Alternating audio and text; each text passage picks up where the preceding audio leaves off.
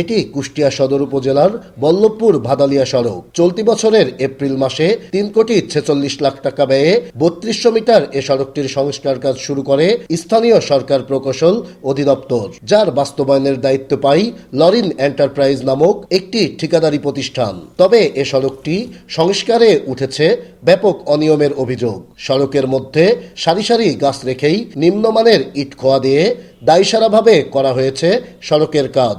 পুরো কাজ শেষ না করেই উধাও ঠিকাদারি প্রতিষ্ঠান। এতে চরম ভোগান্তির শিকার হচ্ছে পথচারীরা। কোনো রকম কার্পেটিং করে চলে গেছে রোডের ইট বালু ফেলায়, তাছাড়া তো আর কিছু করে নাই। রাস্তায় অনেক জায়গায় ভাঙাচুরা হয়ে গেছে, অনেক ওই পুকুরে বাউরি ভাঙি চুরি নষ্ট হয়ে গেছে, এইসব দেখাশোনারও লোক নাই। রাস্তা যতটুকু ওষারের দরকার হয় নাই, গাছপালা না কাটার কারণে হয় নাই। 2 নম্বরে ইটের রাস্তা করেছে, ঠিকাদার টাকা পয়সা নিয়ে চলে গেছে। আমি বুঝি নির্মাণের শিল্প, সালাম স্টিল বোঝে ডিউরেবিলিটি। সালাম স্টিল, মোস্ট ডিউরেবল স্টিল। পারিমারি তারা চলে গেছে, আর কোনো কাজ কাম দেখাশোনা তারা করে না।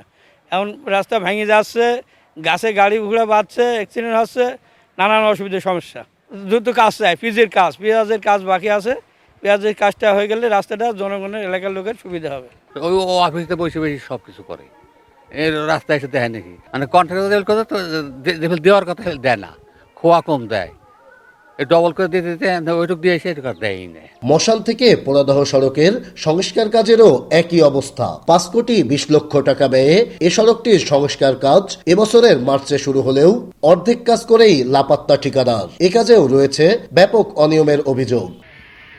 শুধু এই সড়কগুলোই নয়, জেলায় এলজিইডির চলমান অধিকাংশ সড়ক সংস্কারেরই একই অবস্থা। আবার অনেক গ্রামীণ সড়কই চলাচলের একেবারে অনুপযোগী হয়ে পড়লেও নজরে আসে না এলজিইডি কর্তৃপক্ষের। 2 নম্বর ইট দিয়ে রাস্তা করার পরে ওরা রোলার করে ফেলাতে চলে গিয়েছে, আর আসেনি আজ 4 মাস।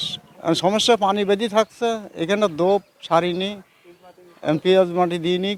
জায়গায় যাই এটা আছে, জায়গায় যাই গুলি বাড়া গিয়েছে, এরকম আবার ওইদিকে ভাঙিও কি জায়গায় জায়গায়। এই রাস্তার বরাবর ভাঙা, রাত বিরাত লোক তো চলতেই পারে না, মানে খুব কষ্টকরের। পুকুরের ভিতরে গড়ি যায়, কেউ আসে না, এলজিইডির কেউ খোঁজ খবর নেই। তবে এ বিষয়ে কুষ্টিয়া এলজিইডির নির্বাহী প্রকৌশলী বলছেন, সংস্কারে অনিয়মের বিষয়গুলো খতিয়ে দেখবেন তিনি। এর সঙ্গে জড়িতদের বিরুদ্ধে নেবেন ব্যবস্থা।